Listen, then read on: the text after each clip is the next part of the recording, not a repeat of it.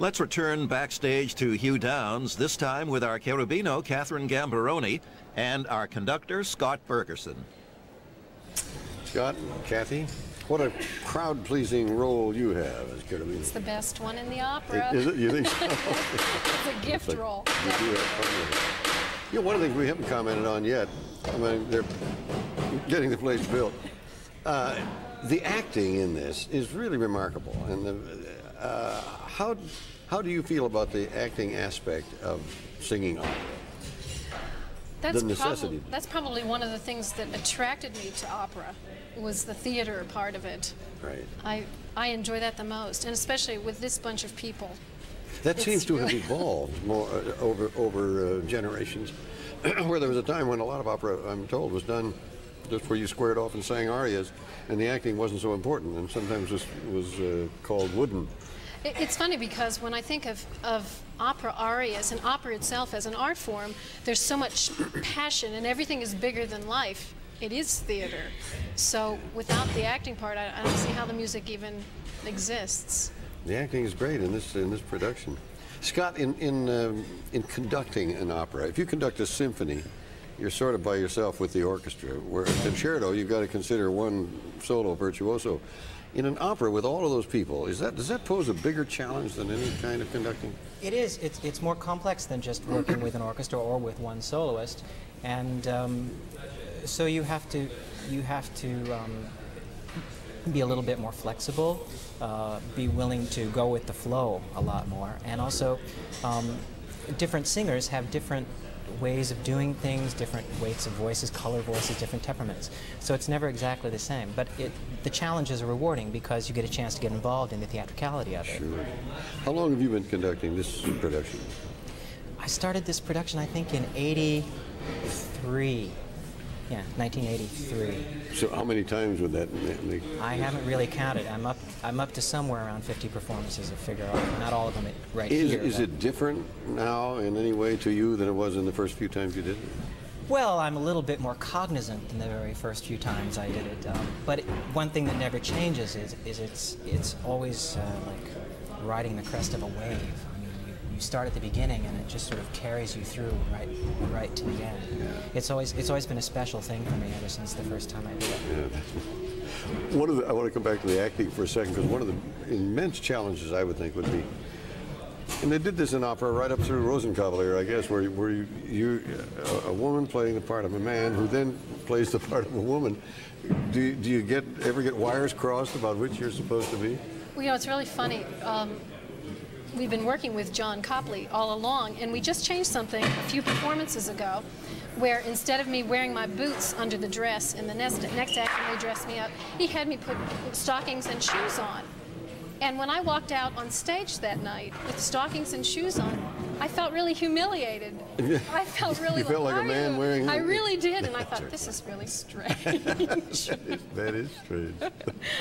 That's marvelous. I understand that Dean Peterson sometimes has helped you backstage to get into your macho mood. Yes, he comes back to my dressing room before every performance for male bonding. Male bonding. And he slugs me a few times, hits me on the back, and we talk low. And that helps. I guess so. That is great. Scott, you probably don't have as long. Well, I could ask both of you.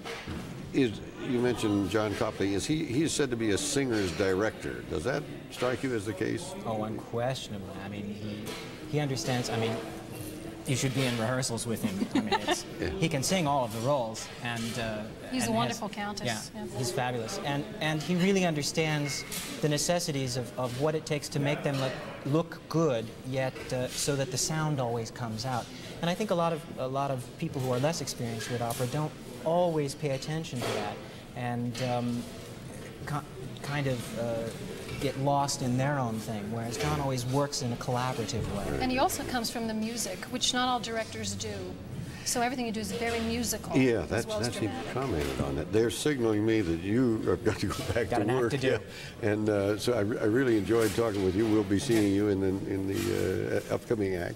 And in the meantime, Kathy, I wanted to ask you about singing Carabino. You also have sung Susanna. I have, yes. Which is there a preference? One's a lot longer I'll tell than you, the other. Carabino is more fun. Is it more and fun? Your feet don't hurt as much at the end of the evening.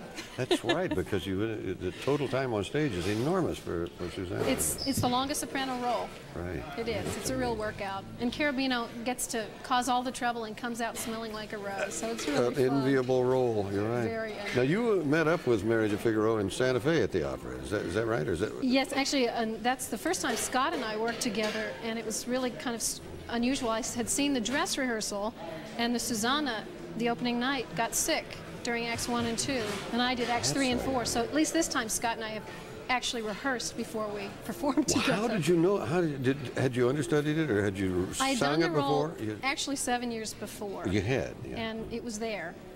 It somehow And it stayed came in back my mind. in short back. order? Boy, that's pressure. And then you always have the stage managers and the assistant directors backstage saying, okay, now you go here, go left in this, pick up the letter to this and this, and you come off stage and they do it again. A lot of adrenaline there. Yes. I would imagine that's it. So in doing that, I'm going to ask you something I asked some of the others.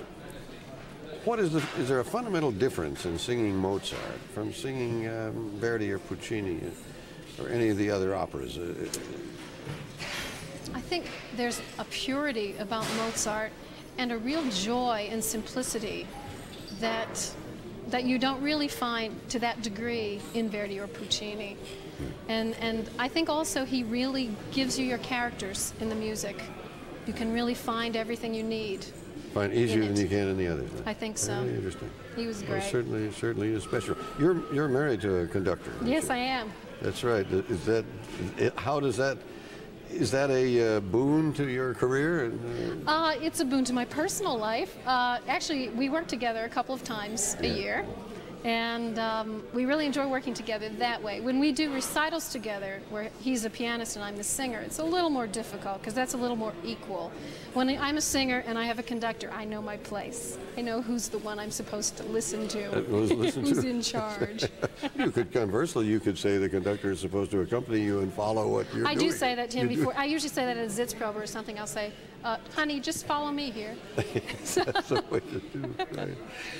The complications in this opera, when I think that the last act is really much more complicated than any of the others, and yet watching these now, it's hard for me to imagine that an act can be more complicated than some of the things we've just seen. How do you keep track of all the things of where you're supposed to be and all the comings and goings? I keep track. Rehearsal, relying on your colleagues to know where they're going to. How much rehearsal did you have for this production? We had about 4 weeks altogether. And actually, I'm the only new one to this production this year. So I always felt they were kind of having to rehearse for me. But it's been really great fun.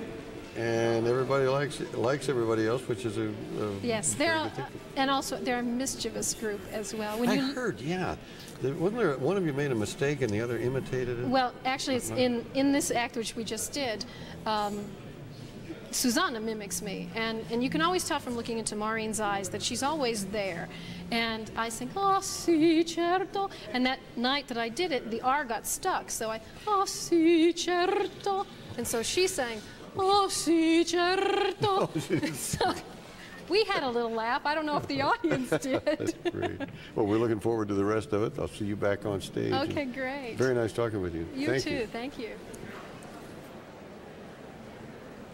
And that was our Carabino, Kathryn Gamberoni, in conversation with Hugh Downs. And earlier, our conductor, Scott Bergeson, who, of course, had to leave the conversation a little bit early to prepare for the third act of Mozart's The Marriage of Figaro. This production of the New York City Opera coming to you from the New York State Theater as part of our continuing Live from Lincoln Center series. Here is Scott Bergeson, Act 3 of Mozart's The Marriage of Figaro.